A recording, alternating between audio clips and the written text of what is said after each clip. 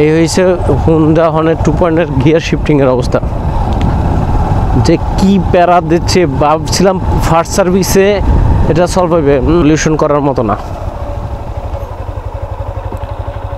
হওয়ার মতো না।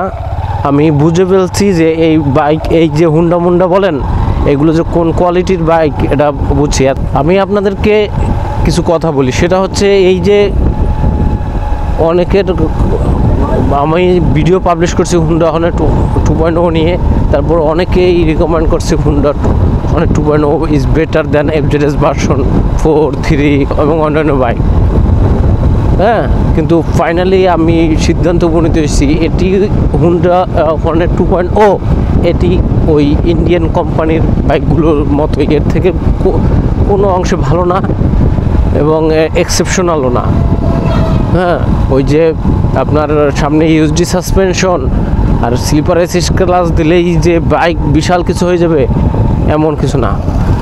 এই বাইক বহুত প্রবলেম ভাই। আর এগুলো ওই গেছি সার্ভিস সেন্টারে, হ্যাঁ সার্ভিস সেন্টারে গেছি, আর বাইক ওয়াশের মেশিন নষ্ট। হর্নেট 2.0 গিয়ার ডাউন মানে শিফটিংয়ে ব্যাপক প্রবলেম, এটা সলিউশন তারা করতে পারে নাই, হবে না। ইঞ্জিন হিটিং এটাও সলিউশন করার মতো কোনো না। ইঞ্জিন হিটিং থাকবেই, এয়ার কুলিং সিস্টেম, এর উপর অতিরিক্ত গরম তো ছিল, এফজেডএস ভার্সন 4ও ছিল, 3ও ছিল, কিন্তু এর মতো না। হ্যাঁ, 700 কিলোমিটার চালাইছি, কোম্পানি থেকে একবার চেইন অয়েল দিয়ে দিয়েছে, চেইন লিপ, আমি নিজে একবার দিছি, তারপরে জং ধরে গেছে, চেইনে জং ধরে গেছে, বুঝতে পারছেন? চেইনে জং ধরে গেছে, আর চেইন থেকে ঝিনঝিন ঝিনঝিন শব্দ আসা শুরু করছে। মানে এখন আমি খুব ফেড আপ এই বাইকের উপরে। এটা কি কোনোভাবেই এফজেডএস সিরিজের সমকক্ষ না, 100 আপনার যতই দালালি করেন আর দালালি বলেন আর চাপাবাজি করেন, ঠিক আছে, ওই টাকা নাই কিনতে পারেন না, এই জন্য ওই বাইক খারাপ। মানে আঙ্গুর আমি খাই না, আঙ্গুর টক আমি খাই না, বা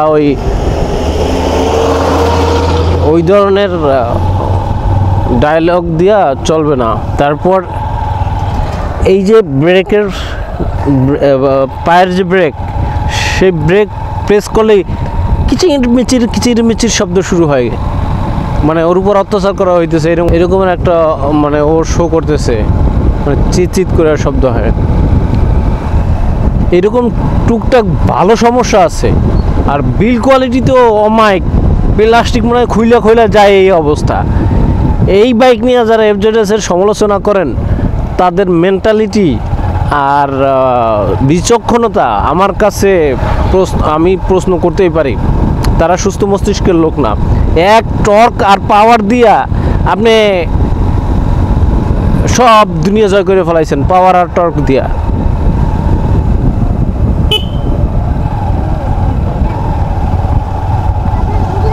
না মা, এটা মানে টর্ক আর বিএসপি দিয়া এই বাইক আসছে আপনার এফজেডএসের সাথে কম্পেয়ার করার জন্য। যে এফজেডএস খারাপ, কিসের কারণে খারাপ? ওর টর্ক নাই, কচ্চপ চলে না।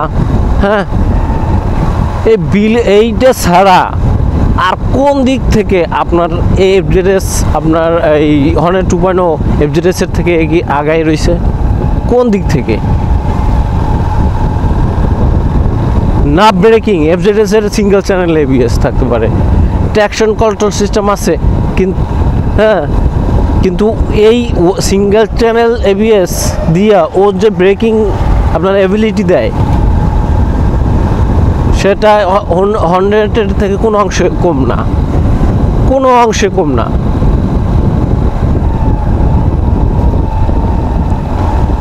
টপ স্পিড আমি নিজে এফজেডএস ভার্সন 3-তে 122 উঠেছি, আর এটা 127 ওঠে। হ্যাঁ, এটা ইনিশিয়াল টর্ক ভালো, কিন্তু টপ স্পিডে তেমন বেশি একটা ডিফারেন্স নাই।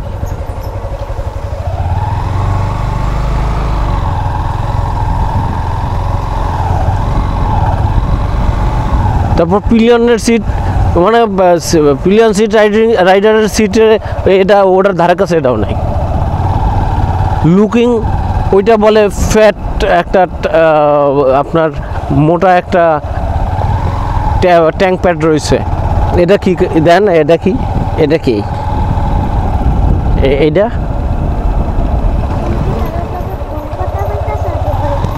বয়স দিচ্ছি। হ্যাঁ, আপনি কোনো সময় ওই টিভিএস অ্যাপাচি RTR 4B'র ট্যাঙ্ক প্যাডটা একটু দেখেন তো, মিলাই দেখেন।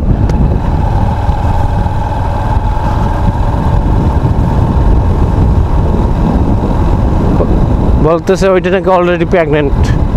আর আমি প্রেগনেন্ট তো এই 160cc সবগুলোই প্রেগনেন্ট। দোষ হয় হিরোর, হাগু খায় সব মাছের, দোষ হয় পাঙ্গাস মাছের। তারপরে এফজেডএসের যে হ্যান্ডেল বারটা ধরতে আরও কত কমফোর্ট। হ্যাঁ, মানে ওটা ধরলে আপনার আরও স্ট্রেট বসা যায়। এটা একটু লিন হওয়া লাগে। হ্যাঁ, তো বাজাজে 160 থেকে কম লিন হইতে হয়, কিন্তু এফজেডএসে আরও কম লিন। ওটা ধরলে আপনাকে অতটা বেন্ড হইতে হবে না। আপনি এই বাইকের সাথে কোনো দিক থেকে আপনি এফজেডএসের তুলনা করতেই পারেন না, শুধুমাত্র ওই পাওয়ার আর টর্ক ছাড়া। কিসে জুতো খুলে গেছে? এক লাখ গিয়ারে প্রবলেম দেখা যায়। আমি গিয়ারের চাপও দিই নাই, ঘুম গিয়ার ইয়ে হয়ে গেছে, নিউট্রাল হয়ে গেছে, শব্দ হয়েছে। হর্নেটের হেডলাইটের যে অবস্থা, ওর থেকে হেরিকেন নিয়ে চলা ভালো।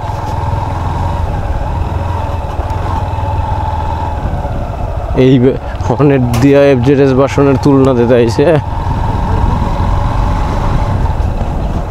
এই বাইক আর জীবনেও কিনবো না। আর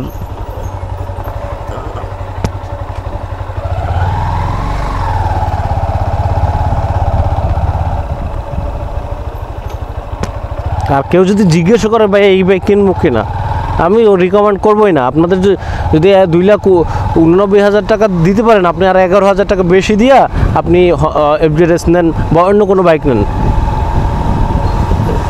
অন্য বাইক নিয়ে আমার কোনো অভিজ্ঞতা নাই, কিন্তু এই বাইকের যতটুকু আমি অভিজ্ঞতা পাইছি 2,89,000 টাকা এই বাইকের দাম না। হ্যাঁ, এফজেডএসের দাম আরও কম হওয়া উচিত, কিন্তু এই বাইক কখনোই এফজেডএসের সমমূল্যের হইতেই পারে না। এটার থেকে এফজেডএস মিনিমাম 10,000 টাকা বেশি রাখা হওয়া উচিত, এবং রাখছে এই জন্য ধন্যবাদ দিন না, কারণ তারা এমনিতেই দাম বেশি রাখছে। এই বাইকের দাম হওয়া উচিত 2,60,000 টাকা, এফজেডএসের দাম হওয়া উচিত 2,70,000 টাকা।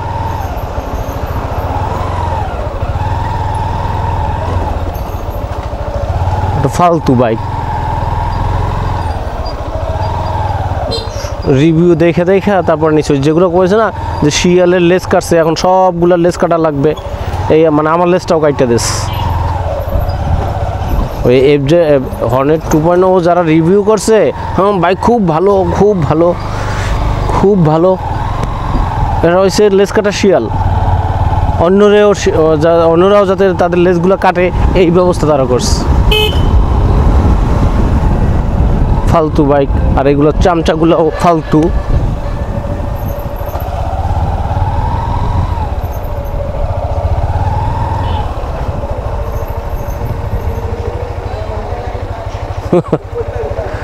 ওই এটাই গেছিলাম তেজগাঁও, যাই ভাই বিকেল আসবো না। তো ভাই অন্য বাইক কেনেন, এই বাইক নিয়েন না। আমি এই বাইকে ফেড আপ, এই বাইক আমার জন্য পারফেক্ট না। ধন্যবাদ সবাইকে। ভিডিওটি এই পর্যন্ত। ভালো থাকবেন, সুস্থ থাকবেন। আসসালামু আলাইকুম রহমতুল্লাহি ওয়া বারাকাতুহু।